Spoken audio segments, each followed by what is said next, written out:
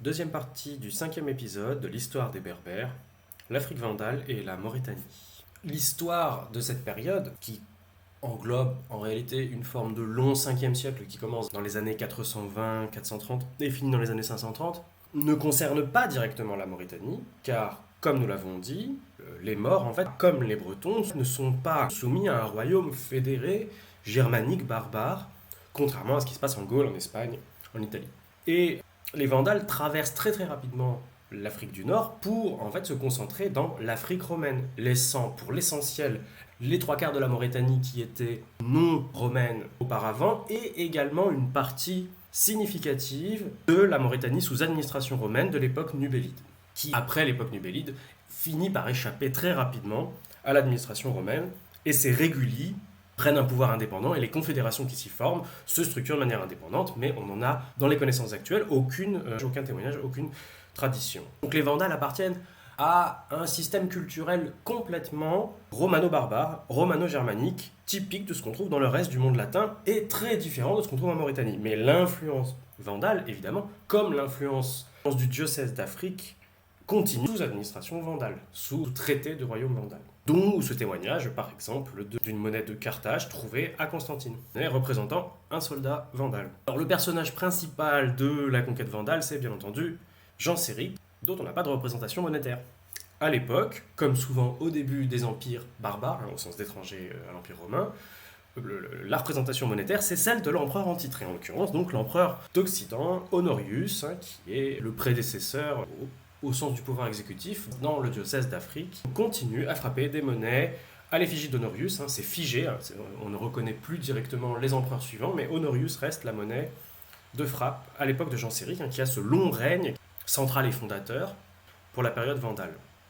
Donc l'invasion commence en 429, les Vandales sont initialement dans le diocèse d'Espagne, Tingitane incluse, évidemment, même si la Tingitane est réduite probablement à Ceuta. Les Vandales sont dans le diocèse d'Espagne avec les Visigoths et les Suèves. Les Suèves sont essentiellement en Galicie au nord-ouest. Les Visigoths occupent essentiellement l'Aquitaine et la Septimanie en Gaule et le nord de l'Espagne et progressivement poussent vers le sud. Ce qui laisse un espace pour les Vandales pour s'installer au début du 5e siècle dans ce qui va probablement porter leur nom, le pays des Vandales, la Vandalousie, Al-Andalus en arabe.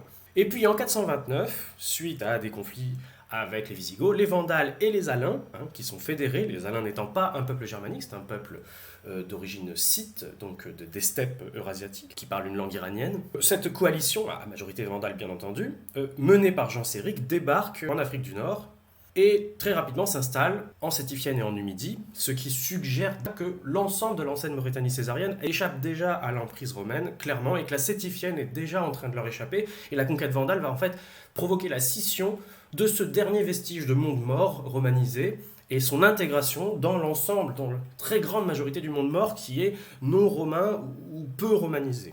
À partir de la Numidie, Genséric est reconnu donc roi d'une gens, d'une nation fédérée, c'est-à-dire qu'il y a un foedus, qu'il y a un traité, pour la province de Numidie à l'intérieur du diocèse d'Afrique. Et puis, ça ne dure pas très longtemps, sa suggestion au gouverneur général d'Afrique à Carthage est renversée, et en 439, ils font le siège et la prise de Carthage. En 442, l'Empire romain reconnaît que le diocèse d'Afrique est sous la tutelle des fédérés vandales et alains, du roi des vandales et des alains, fédérés de Rome, à Carthage. Et pendant toute cette période, les Vandales s'emploient à conquérir des îles méditerranéennes qui échappaient au diocèse d'Afrique initialement, la Sicile, la Sardaigne, la Corse, les Baléares. Et se constitue un véritable empire et forme de la Méditerranée occidentale un véritable lac vandale, avec des vues sur l'Italie elle-même, avec évidemment le fameux deuxième sac de Rome de 455.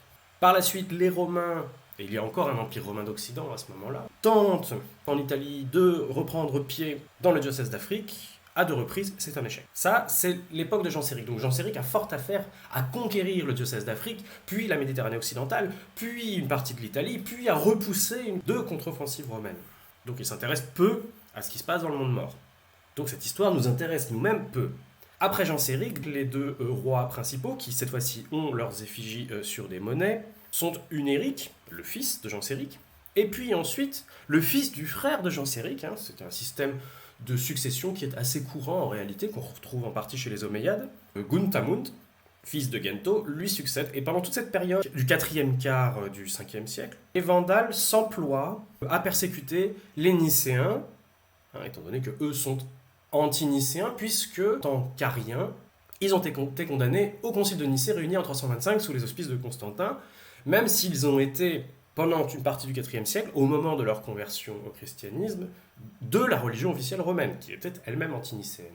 Les Nicéens sont pourtant majoritaires en Afrique du Nord, dans la mesure où les donatistes eux-mêmes ne sont pas opposés aux conclusions nicéennes d'un point de vue christologique. La tension qu'il y avait entre l'Église catholique romaine et les donatistes qui refusaient donc l'hégémonie des évêques qui avaient trahi pendant la persécution, cette tension s'estompe et va être transformée par une nouvelle tension bipartite entre les catholiques nicéens, constantinopolitains, et puis à cette époque-là déjà éphésiens et chalcédoniens, les 4 conciles de l'église romaine impériale, et l'église vandale qui s'est développée en dehors de ces 4 conciles, contre celui de Nicée, et puis en dehors des 3 autres. Donc là, il y a une tension entre cette religion qui est celle du peuple dominant, conquérant, germanique et un peu iranien des Alains, et la population locale romaine de l'Afrique romaine. Les Maures sont en dehors de cet échiquier. Même si la christianisation a évidemment eu lieu au 3e, 4e siècle dans un certain nombre de territoires de la Mauritanie romaine, et ensuite avec le rebrassage de populations maures qui se sont installées dans cette Mauritanie romaine, et surtout de territoires qui ont échappé progressivement à l'orbite romaine, il y a une diffusion du christianisme à l'intérieur du monde mort, de la Tingitane jusqu'à la Sétifienne. Ce qui implique que les conflits religieux qui ont lieu en cette fin de 5e siècle, on va le voir, touchent également les conflits politiques qui ont lieu dans le sens où les Vandales, ayant conquis et consolidé leur empire en Méditerranée, s'orientent maintenant à consolider leurs frontières avec la Mauritanie, avec le monde des morts. La frontière entre l'Afrique romaine dirigée par les Vandales et les royaumes morts, que l'on voit apparaître ainsi dans les sources textuelles qui mentionnent soit des vies de saints nicéens, catholiques, persécutés par les Vandales, soit des textes qui évoquent le royaume vandale, puis la guerre de reconquête romaine au VIe siècle contre les Vandales. Ici une église de l'intérieur de la Tunisie actuelle, des confins de la province de proconsulaire de Zeugitane, du côté de la Numidie, mais romaine, sous autorité vandale au 5e siècle. Une belle mosaïque funéraire également. Époque vandale, alors je ne sais pas si on peut identifier si elle est d'obédience nicéenne ou d'obédience arienne, et une belle fibule de cet artisanat typique des conquérants barbares germaniques. Puis on a retrouvé à Carthage des mosaïques exceptionnelles de l'époque, donc de la domination vandale, qui probablement représentent des guerriers vandales.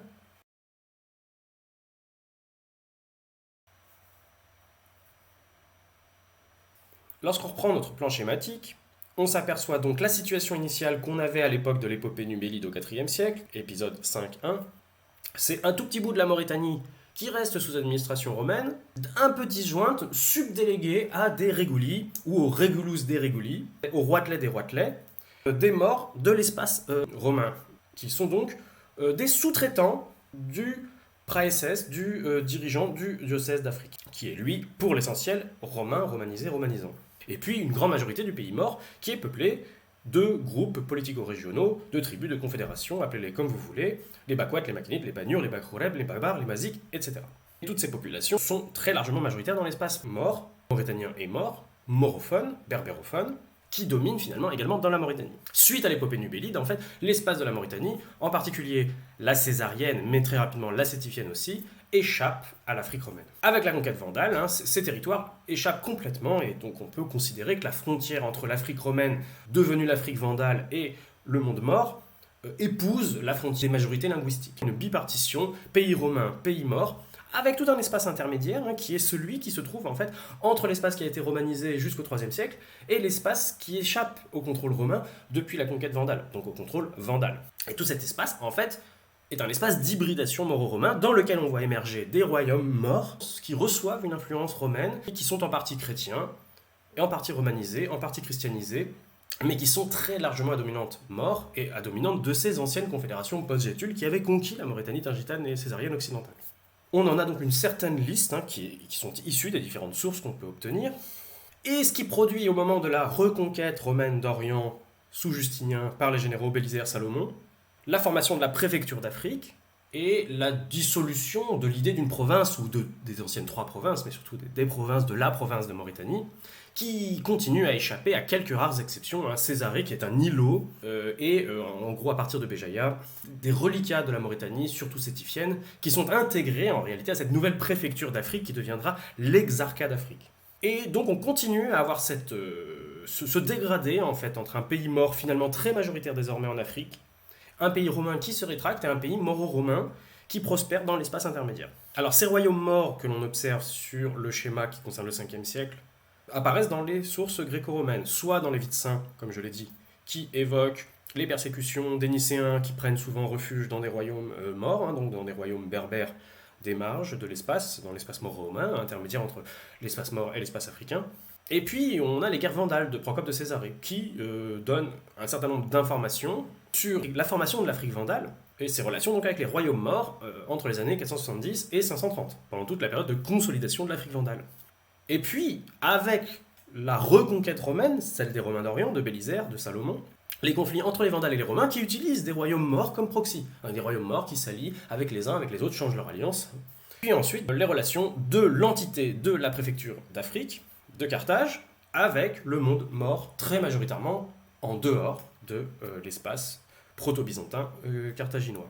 Et alors, comme je l'ai déjà suggéré, il y a une synchronicité et un rapport probablement causal entre les révoltes des morts de l'espace moro-romain, de l'espace frontalier, contre le pouvoir vandale, le royaume vandale qui dirige le diocèse d'Afrique, et les persécutions de ce même royaume vandale arien contre les catholiques, les nicéens, les partisans de la religion romaine officielle. Donc c'est la consolidation idéologique du royaume vandale qui tente en fait d'étendre la religion arianiste à la population romaine d'Afrique, et le soutien des morts qui refusent la consolidation politique de l'empire vandale à leur détriment, qui, ayant été eux-mêmes christianisés et romanisés bien avant ou en dehors de la christianisation arienne des Vandales, ont tendance à soutenir évidemment l'opposition intérieure aux Vandales qui est le parti catholique.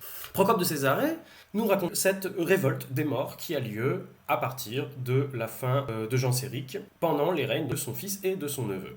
Pendant donc cette période de consolidation vandale, idéologique contre les catholiques, politique contre les morts. Tout le temps qu'Honoric régna sur les Vandales, ils n'eurent d'autre guerre à soutenir que celle des morts.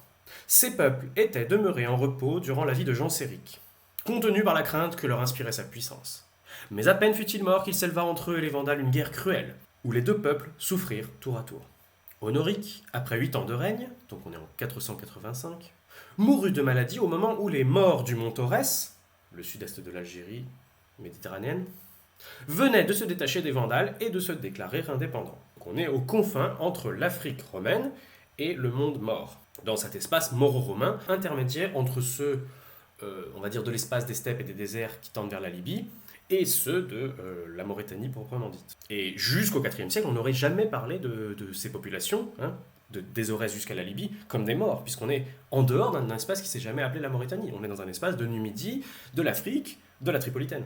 Et puis on a une précision de Procope de Césarée, pour ces lecteurs qui ne sont pas forcément au fait de ces confins occidentaux du monde, qui vivent au Moyen-Orient. Le mont Aurès est situé dans la Numidie à 13 journées de Carthage et s'étend du nord au midi. Depuis, les Vandales ne purent jamais les soumettre. Les pentes abruptes et escarpées de ces montagnes les empêchant d'y porter la guerre, on retrouve la même structuration qu'on avait à l'époque carthaginoise, qu'on avait au début de la République romaine, et qu'on a à nouveau à l'époque islamique. En réalité, entre les pouvoirs qui contrôlent l'Ifriqiya, qui est Rouen, Tunis, et le monde des Émirats berbères de l'intérieur. Alors dans ce monde mort, berbère, de ces royaumes moro-romains et morts, loin de l'espace qui est pris en compte par les sources textuelles, et donc dans le silence absolu des sources textuelles, dans le silence scriptural complet, on a un certain nombre de petites pyramides, de petits mausolées royaux probablement, dans la région du Wancharis, du Warsénis, au sud de l'Oranie, dans la zone intermédiaire entre le climat méditerranéen et le climat semi-aride. Il est difficile de dire beaucoup de choses sur ces jets d'art. On se contentera de montrer qu'il y a des chrismes, des symboles chrétiens, la preuve d'une christianisation de ce monde moro-romain. À cette époque-là, à Tabarka, donc à la frontière entre la Tunisie et l'Algérie actuelle, entre l'Afrique zeuguitane proconsulaire et la Numidie, donc au cœur du territoire vandale, mais sur la route des royaumes moro-romains, on a cette magnifique mosaïque funéraire d'un enfant qui porte le nom de Pélage, et qui peut être une référence à l'hérésiarque Pélage, contre qui Augustin d'Hippone, Saint Augustin, qui vit à cette époque-là, l'actuelle Annaba, Bonne, Hippo Régus, Hippone, cette ville de la Numidie côtière, juste avant l'époque vandale, et qui en fait meurt lors du sac vandale de sa ville en 429. Et Augustin d'Hippone, donc, c'est une référence évidemment de l'Église catholique latine, mais c'est aussi un véritable symbole de cet espace de l'Afrique romaine pré-vandale, qui connaît extrêmement mal le monde mort environnant. Il nous donne très très peu d'informations sur le monde mort.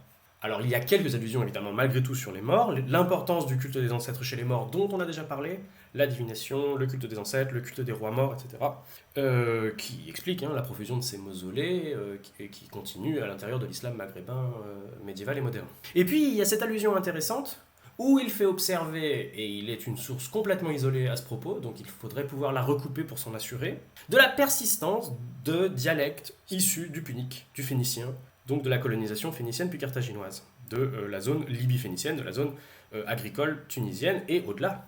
On est quand même très à l'ouest dans un territoire qui a été certes romanisé, mais qui a été très longtemps numide et pas du tout carthaginoise. Et il nous dit, demandez à nos paysans qui ils sont. Ils répondent en punique qu'ils sont des Knaani.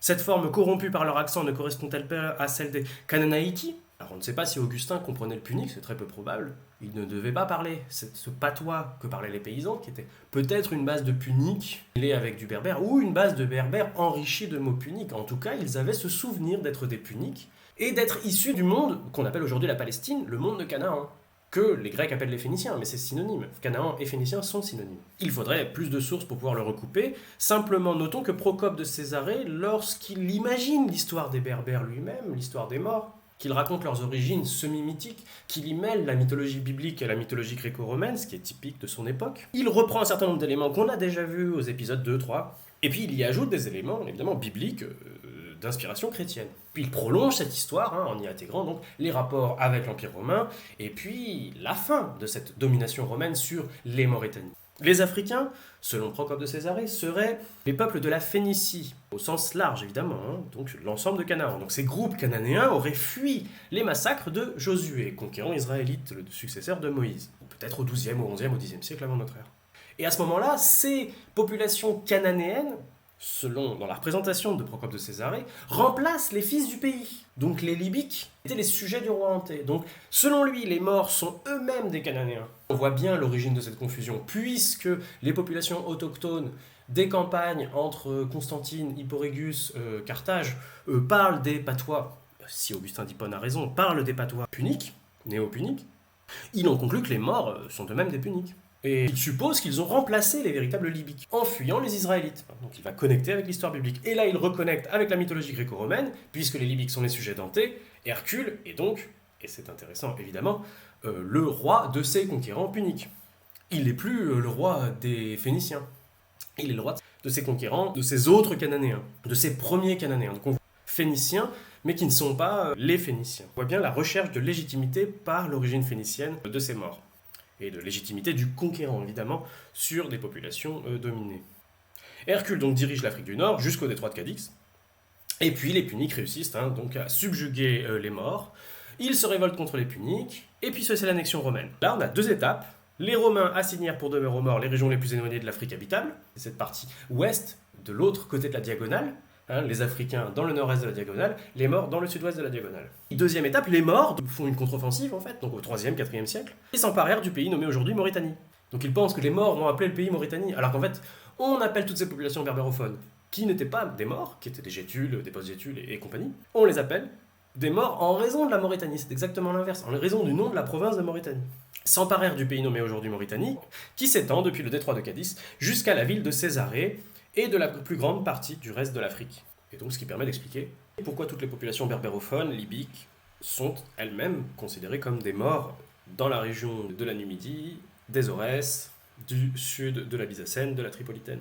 C'est-à-dire tous ces royaumes, le royaume probable de Tingitane, dont on n'a pas de source textuelle, mais dont on peut supposer l'existence, ce royaume qui s'est formé autour de l'espace des Maziques et des Barbares, qui vont donner les noms Amazir et Barbares. Le royaume autour de l'espace de la Mauritanie nubélite, autour de Césarée, dont on aura des témoignages un peu plus tard, et donc toute une série de 7 ou 8 royaumes, tout le long du pourtour de l'espace romanisé. Après la période de lutte contre les morts et de persécution des catholiques, synchrones et en particulier connectés, sous Thrasamund, deuxième fils de Gento, deuxième neveu de Genséric, on a un arrêt de la persécution des catholiques, qui est le témoin en fait, de l'échec d'imposer l'arianisme à la population romaine d'Afrique, et une prospérité de ces royaumes morts voisins. Et c'est la période où on a un certain nombre de témoignages textuels par les sources de la guerre des Vandales de Procope de Césarée, d'autres vies de saints, d'autres textes apologétiques, poétiques, et puis des inscriptions qui témoignent de ce monde moro-romain qui s'est développé en marge du monde vandale